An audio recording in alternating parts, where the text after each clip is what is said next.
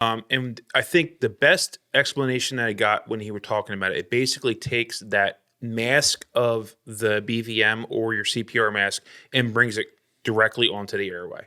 So what you're literally doing is inserting this in, and this is actually going to come in contact and be that mask that makes a seal and delivers air directly into the upper airway. The trachea. At the glottis. Well, it goes past the epiglottis to the trachea. So it allows you to put that mask directly on there, and you're directly bringing air to that airway. You're going right past the mouth, the oral pharyngeal area. You're going past the epiglottis right to the right. So up top here, there's actually a small tube that you can attach oxygen to, so you can put oxygen treatment directly into the lungs through this airway. It also is made in such a way that there's a bite block, so it keeps that mouth open, it keeps the airway correct.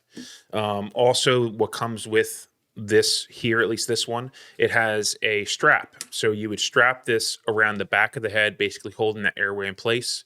It comes with a little bit of lube so that you can lube this up beforehand, so you can get that in a little easier, a little more pleasant for the patient.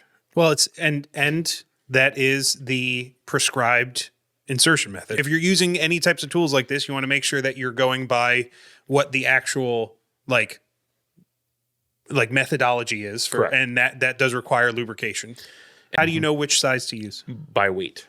That's something to keep in mind. If somebody were 4'11" and 500 pounds, you wouldn't necessarily have to go up in size. You're really more going by the what is that term for the optimal height versus weight ratio? Body BMI. You're BMI, kind of using the BMI as a guide. They mentioned that in class.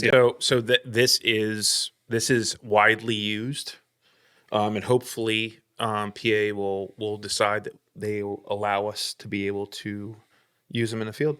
Well, it just seems like a really good option, a good thing to know, and based off of like the value for definitiveness or the amount of skill needed with potential downside versus the usefulness and ability to have a more definitive airway seems like it's a no-brainer.